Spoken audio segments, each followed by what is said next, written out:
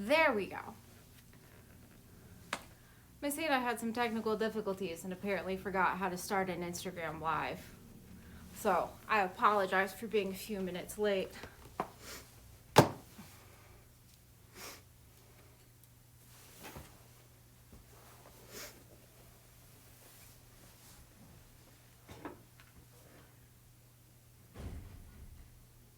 There we go.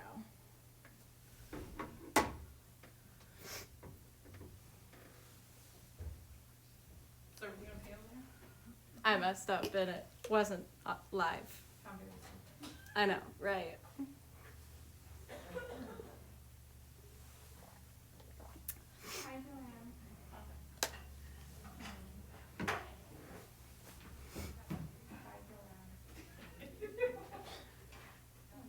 All right, so I'll probably give it a minute to see if any friends log on.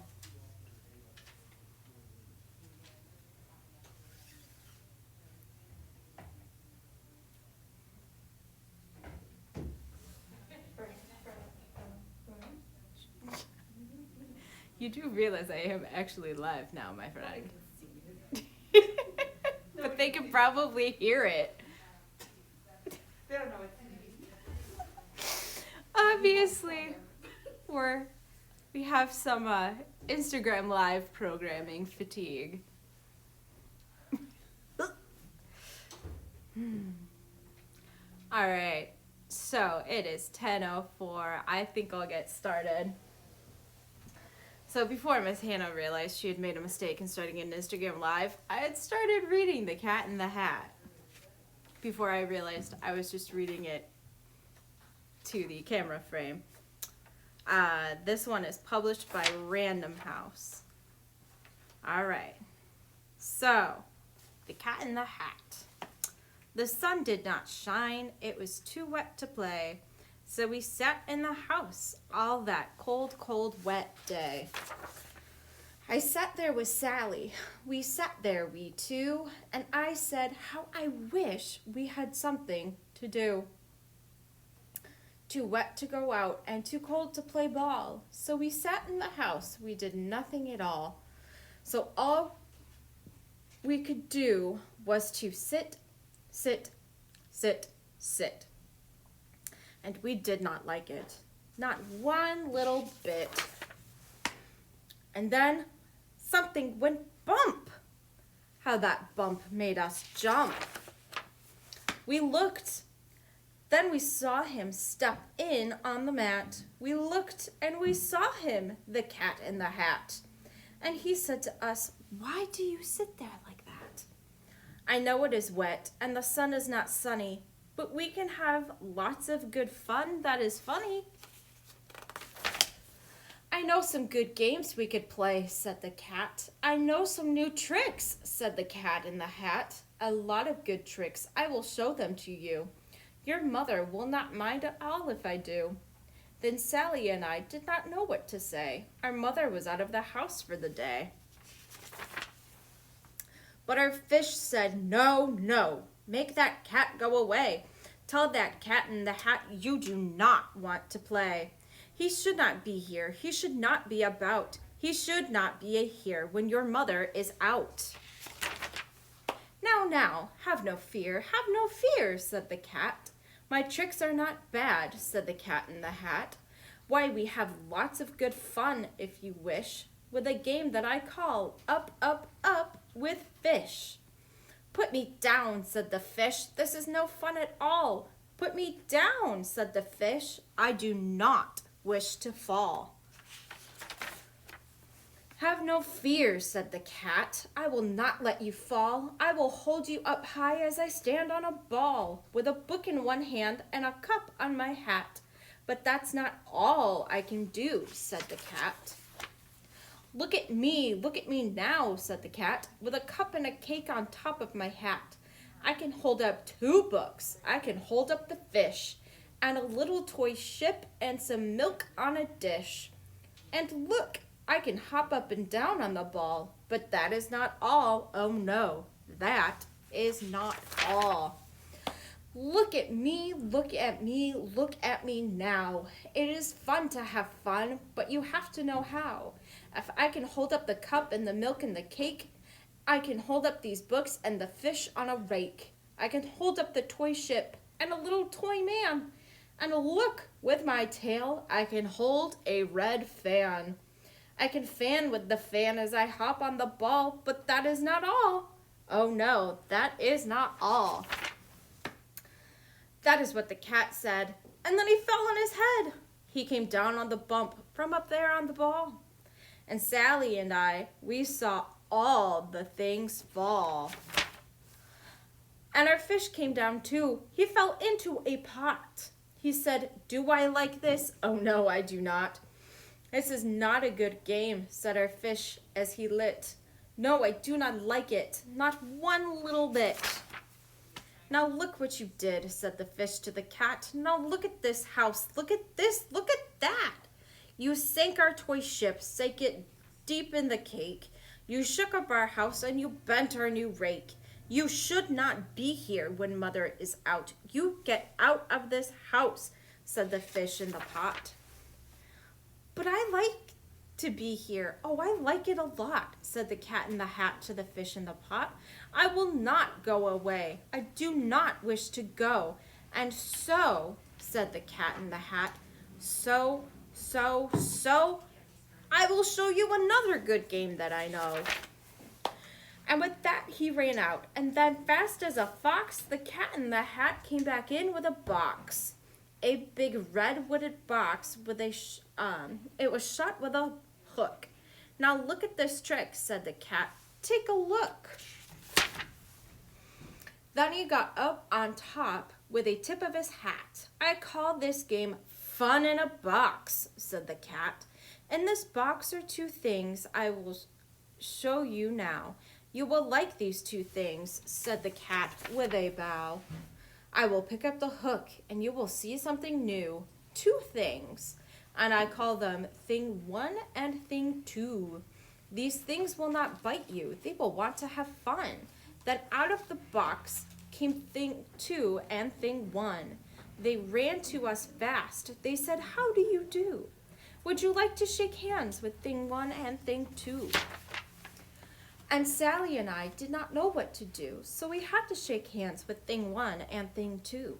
We shook their two hands, but our fish said, "No, no. Those things should not be in this house. Make them go. They should not be here when mother is out. Put them out, said the fish in the pot. "Have no fear, little fish," said the cat in the hat. "These things are good things," and he gave them a pat. "They are tame, oh so tame. They have come here to play. They will give you some fun on this wet, wet, wet day." "Now here is the game that they like," said the cat. "They like to fly kites," said the cat in the hat. "No, not in this house," said the fish in the pot. "They should not fly kites. In a house they should not. Oh, the things they will bump. Oh, the things they will hit. I do not like it, not one little bit." Then Sally and I saw them run down the hall. We saw two things bump their kites on the wall. Bump, thump, thump, bump, down the wall in the hall. Thing 2 and thing 1, they ran up, they ran down. On the string of one kite, we saw mother's new gown. Her gown with the dots that are pink, white, and red. Then we saw one kite bump on the head of her bed. Then those things ran about with big bumps, jumps, and kicks, and with hops and big thumps and all kinds of bad tricks. And I said, "I do not like the way that they play. If mother could see this, oh, what she would say." Then our fish said, "Look, look," and our fish shook with fear. "Your mother is on her way home, do you hear? Oh, what will she do to us? What will she say? Oh, she will not like to find us this way." "So do something fast," said the fish. Do you hear? I saw her, your mother. Your mother is near. So as fast as you can, think of something to do. You will have to get rid of thing 1 and thing 2. So as fast as I could, I went after my net. And I said, with my net, I can get them, I bet. I bet with my net, I can get those things yet. So I let down my net. It came down with a plop. And I had them at last. Those 2 things had to stop. Then I said to the cat, now you do as I say. You pack up those things and you take them away. Oh dear, said the cat, you do not like our game. Oh dear, what a shame, what a shame, what a shame. Then he shut up the things in the box with the hook, and the cat went away with a sad kind of look. That is good, said the fish. He's gone away, yes. But your mother will come. She will find this big mess. And this mess is so big and so deep and so tall, we cannot pick it up. There is no way at all. And then, what came back in the house? Why, the cat. Have no fear of this mess, said the cat in the hat. I always pick up my playthings, and so I will show you another good trick that I know. Then we saw him pick up all the things that were down. He picked up the cake, the rake, and the gown, and the milk, and the strings, and the book, and the dish, and the fan, and the cup, and the ship, and the fish. And he put them away. And then he said, that is that. And then he was gone with a tip of his hat. Our mother came in as she said to us too, did you have any fun? Tell me, what did you do? Sally and I did not know what to say. Should we tell her the things that went on there that day? Should we tell her about it? Now what should we do? Well, what would you do if your mother asked you? The end. All right. So since this is our Dr. Seuss birthday party and not just a story time, thought I would share some fun facts about Dr. Seuss. So Dr. Seuss was born Theodore Seuss Geisel on March 2, 1904 in Springfield, Massachusetts. So we're celebrating his birthday a few days late. Seuss was not a doctor. He added the doctor to his name in college to lend credibility to his writing. Let's see. What else is fun? Ooh, this is a fun fact. Dr. Seuss based the Grinch character on himself to try to rediscover something about Christmas that he thought he had lost. That one's interesting. All right.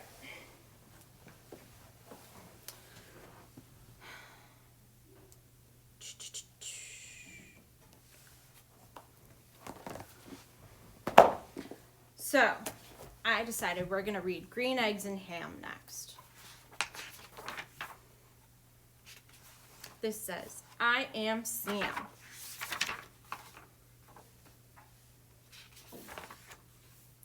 Sam I am. That is Sam I am. That's Sam I am. I do not like that Sam I am. Do you like green eggs and ham? I do not like them, Sam I am. I do not like green eggs and ham. Would you like them here or there? I would not like them here or there. I would not like them anywhere. I do not like green eggs and ham. I do not like them, Sam I am. Don't have no ham. Would you like them in a house? Would you like them with a mouse? I do not like them in a house. I do not like them with a mouse. I do not like them here or there. I do not like them anywhere. I do not like green eggs and ham. I do not like them, Sam I am. Would you like them in a box? Would you like them with a fox? Not in a box, not with a fox. Not in a house, not with a mouse.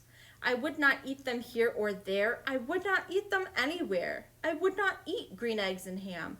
I do not like them, Sam, I am. Would you, could you, in a car? Eat them, here they are. I would not, could not, in a car.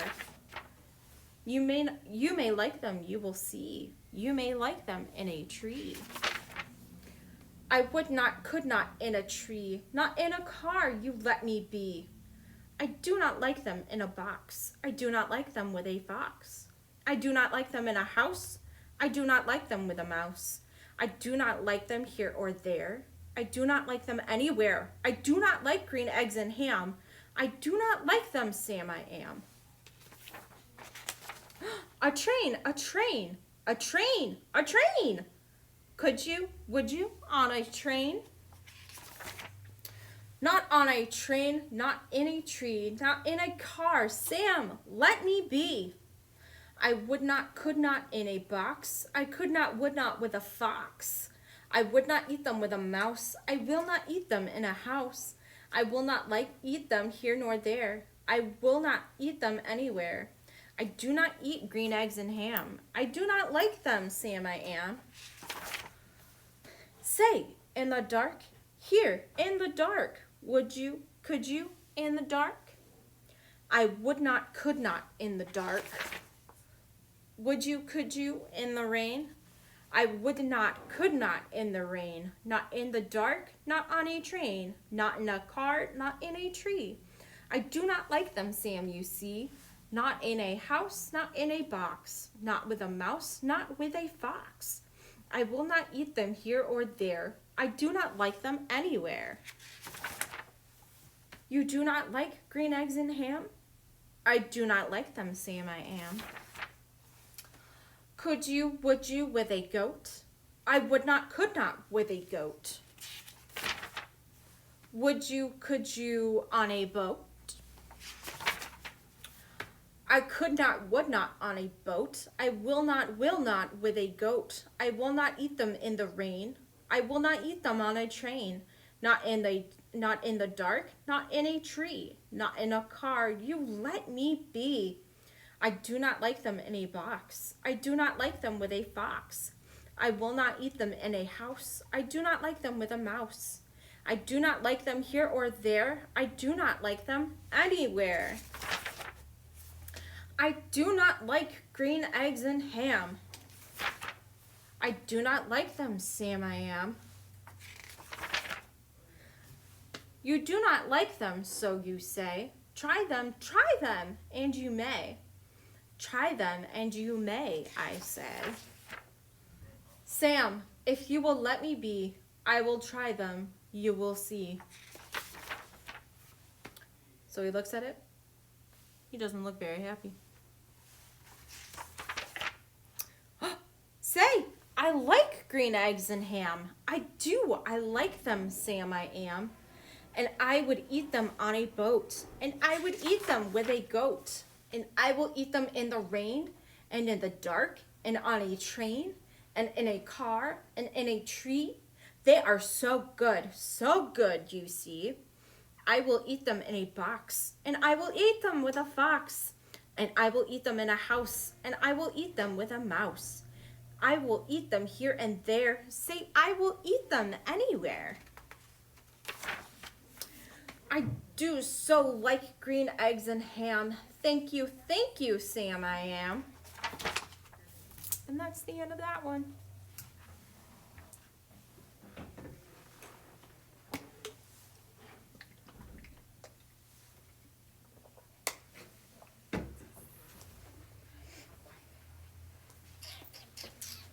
Ooh, I'm going to read the Lorax next. And then we'll have one more after that. At the far end of town where the grickle grass grows, and the wind smells slow and sour when it blows, and no birds ever sing excepting old crows, is the street of the lifted Lorax. And deep in the grickle grass, some people say, if you look deep enough, you can still see today where the Lorax once stood, just as long as it could, before someone lifted the Lorax away. What was the Lorax, and why was it there? And why was it lifted and taken somewhere? From the far end of town where the grickle grass grows? The Onceler still lives there. Here, ask him. He knows. You won't see the Onceler. Don't knock at his door. He stays in his lurkin on top of his store. He lurks in his lurkum, cold under the roof, where he makes his own clothes out of muffled moof. And on special dank midnights in August, he peeks out of the shutters, and sometimes he speaks and tells how the Lorax was lifted away. He'll tell you, perhaps, if you're willing to pay. On the end of the rope, he lets down a tin pail, and you have to toss in 15 cents and a nail and the shell of a great-great-great-grandfather's snail. Then he pulls up the pail, makes a most careful count to see if you've paid him the proper amount. And then he hides what you've paid him away in his snub, his strange secret hole of his groovulous glove. He grunts, I'll call you by whisper-mophone, for the secrets I tell are for your ears alone. Slip! Down slips the whisper-mophone to your ear, and the Onceler's whispers are not very clear, so you have to come close through a snurgly hose, as he sounds as if he had smallish bees up his nose. Now I tell you, he says, with his teeth sounding gray, how the Lorax got lifted and taken away. It all started way back, such a long, long time back. Way back in the days when the grass was still green, and the pond was still wet, and the clouds were still clean, and the song of the swami swans rang out in space. One morning I came to this glorious place, and I first saw the trees, the truffula trees, the bright-colored tufts of the truffula trees, mile after mile in the fresh morning breeze. And under the trees I saw brown barbaloots frisking about in their barbaloo suits as they played in the shade and ate truffula fruits. From the rippleless pond came the comfortable sound of the humming fish humming while splashing around. But those trees, those truffula trees. All my life I've been searching for trees such as these. The touch of their tufts was much softer than silk, and they had the sweet smell of fresh butterfly milk. I felt a great leaping of joy in my heart. I knew just what I'd do. I unloaded my cart. In no time at all, I built a small shop. Then I chopped down a truffula tree with one chop. And with skillful skill and great speedy speed, I took the soft tuft and I knitted a thneed. The instant I'd finished, I heard a gazump. I looked and I saw something pop out of the stump of the tree I chopped down. It was sort of a man. Describe him? That's hard. I don't know if I can. He was shortish and oldish and brownish and mossy. He spoke with a voice that was sharpish and bossy. Mister, he said with a sawdusty sneeze, I am the Lorax. I speak for the trees. I speak for the trees have no tongues. I'm asking you, sir, at the top of my lungs. He was very upset as he shouted and puffed, What is that thing you've made out of my truffula tuft? Look, Lorax, I said, there's no cause for alarm. I chopped down just one tree. I am doing no harm. I am being quite useful. This thing is a thneed. A thneed is a fine something that all people need. It's a shirt, it's a sock, it's a glove, it's a hat. It has other uses, yes, far beyond that. You can use it for carpets, for pillows, for sheets, or curtains, or covers for bicycle seats. The Lorax said, "Sir, you are crazy with greed. There is no one on earth who would buy that fool thing." But that very next minute, I proved he was wrong. For just that minute, a chap came along, and he thought that the thneed I had knitted was great. He happily bought it for $3.98. I laughed at the Lorax. "You poor stupid guy. You can never tell what some people will buy." "I repeat," cried the Lorax, "I speak for the trees." "I'm busy," I told him. "Be quiet, if you please." I rushed across the room and in no time at all built a radio phone. I put in a call. I called on my brothers and uncles and aunts. I said, "Listen here. Here's a wonderful chance for the whole Onceler family to get mighty rich. Get over here fast. Take the road to North Nitch. Turn left at Weehawken, sharp right at South Stitch." And in no time at all, in the factory I built, the whole Onceler family was working full tilt. We were all knitting thneeds, just as busy as bees, to the sound of chopping truffula trees. Then, oh baby, oh how my business did grow. Now chopping one tree at a time was too slow. So I quickly invented my super axe hacker, which whacked off 4 truffula trees at one smacker. We were making thneeds 4 times as fast as before. And that Lorax, he did not show up anymore. But the next week, he knocked on my new office door. He snapped, "I'm the Lorax who speaks for the trees, which you seem to be chopping as fast as you please. But I'm also in charge of the brown barbaloots who played in the shade in their barbala suits and happily lived eating truffula fruits. Now, thanks to your hacking my trees to the ground, there's not enough truffula fruits to go round, and my poor babaloots are getting the crummies because they have gas and no food in their tummies.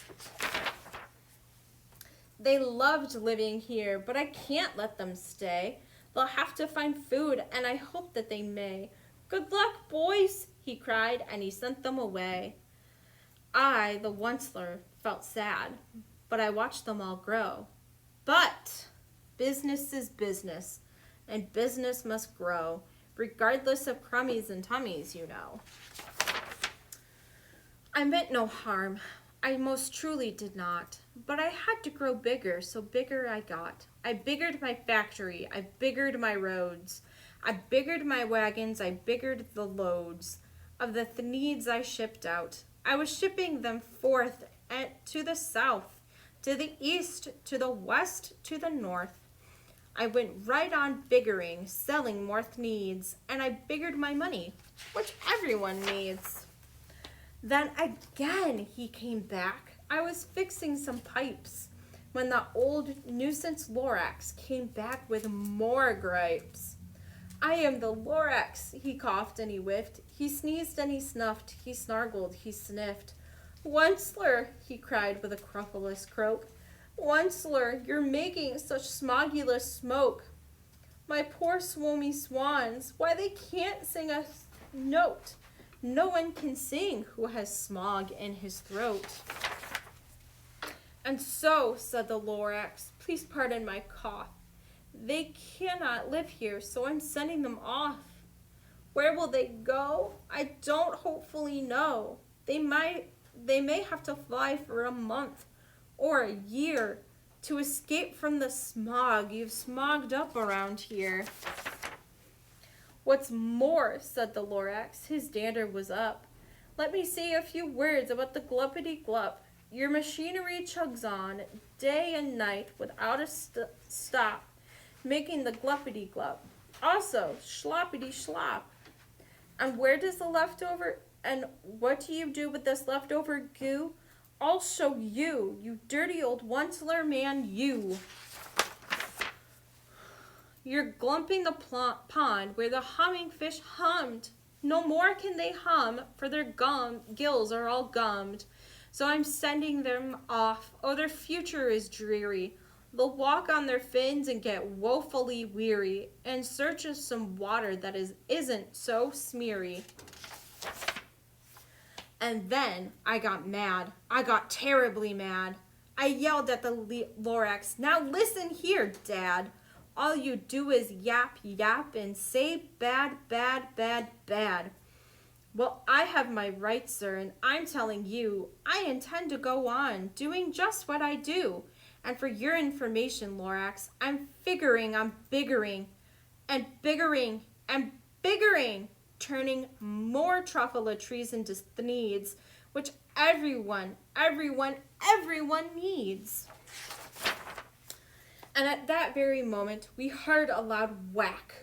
From outside in the fields came a sickening smack of an axe on a tree.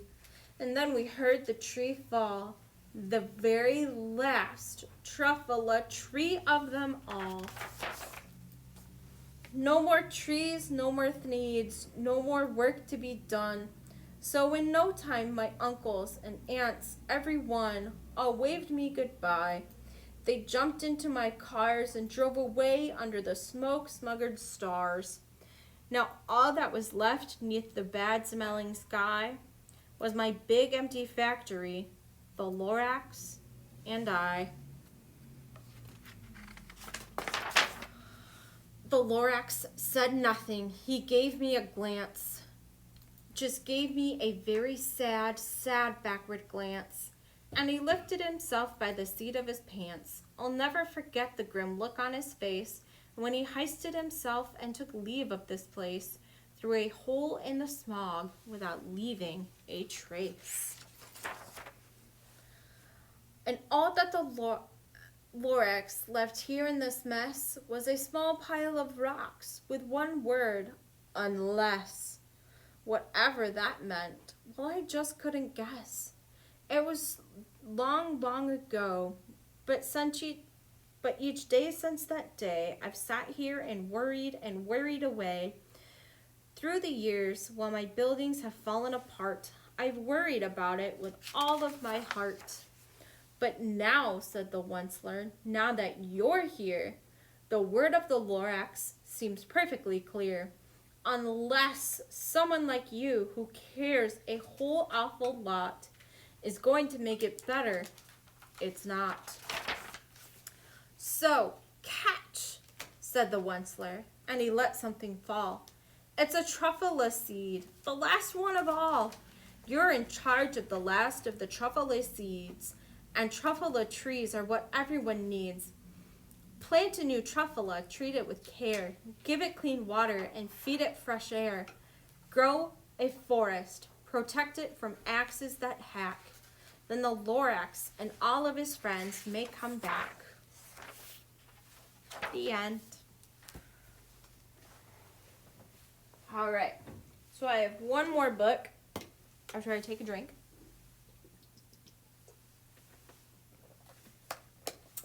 And I'm going to read my favorite Dr. Seuss book, Oh, the Places You'll Go.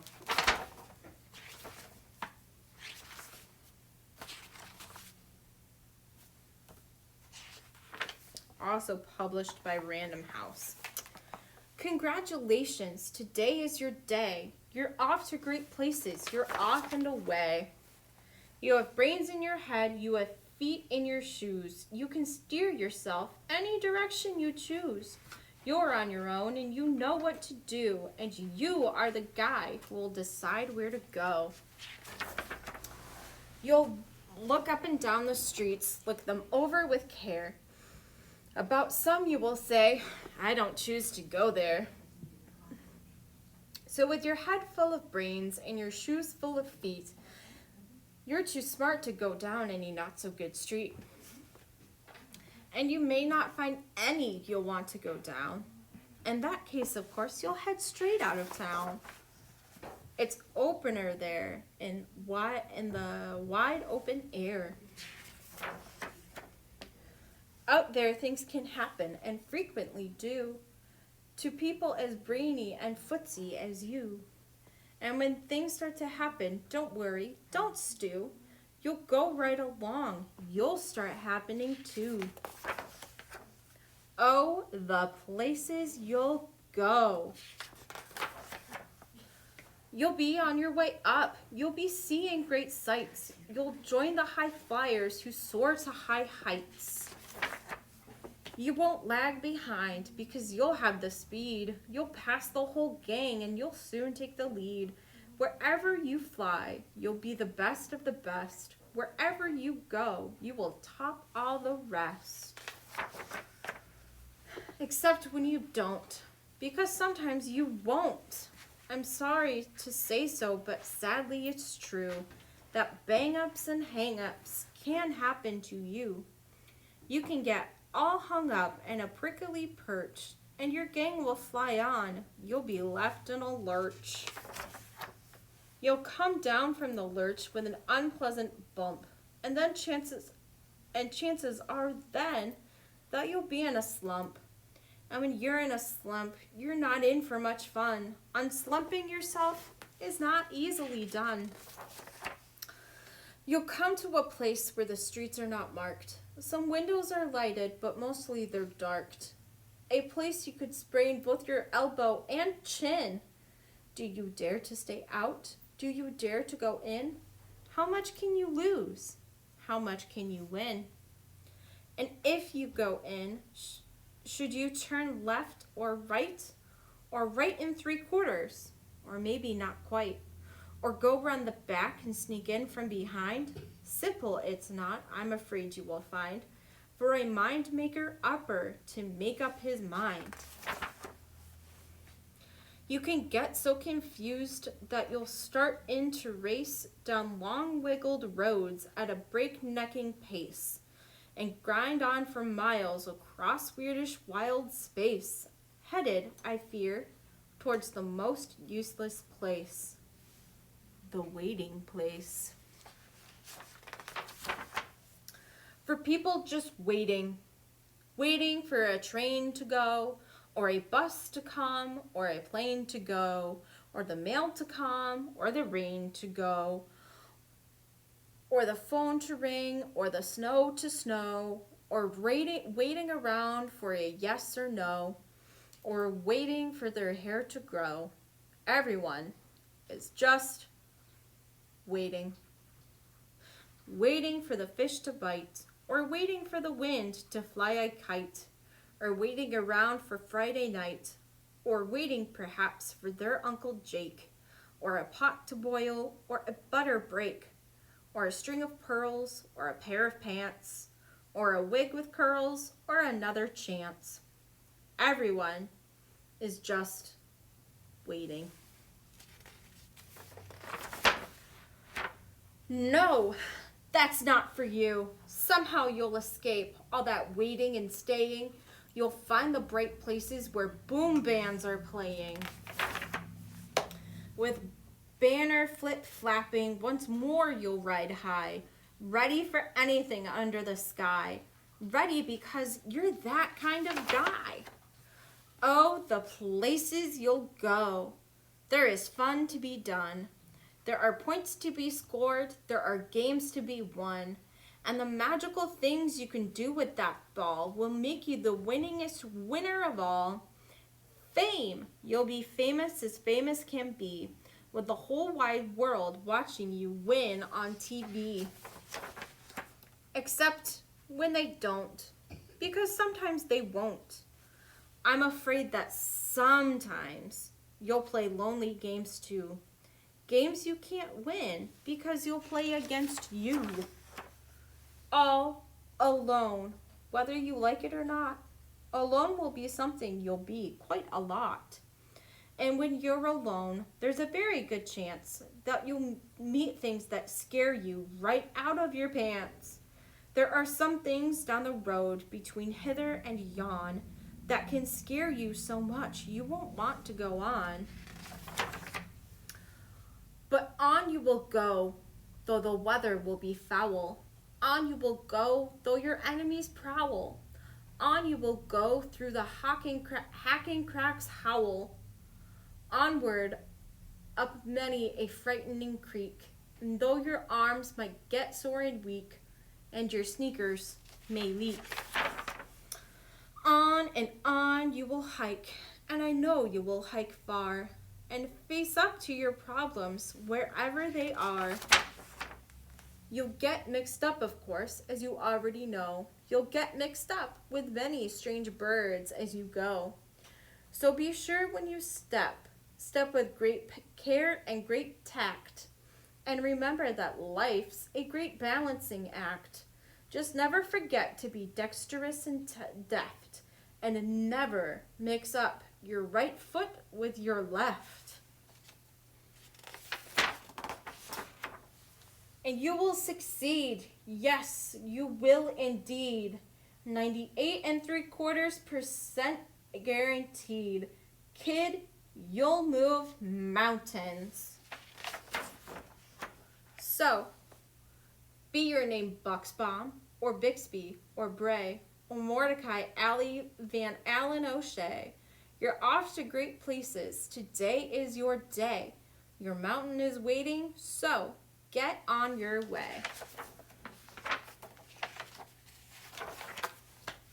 The end. So, thanks for watching our great little Dr. Seuss birthday party. I hope to see you guys back here for story time. See ya.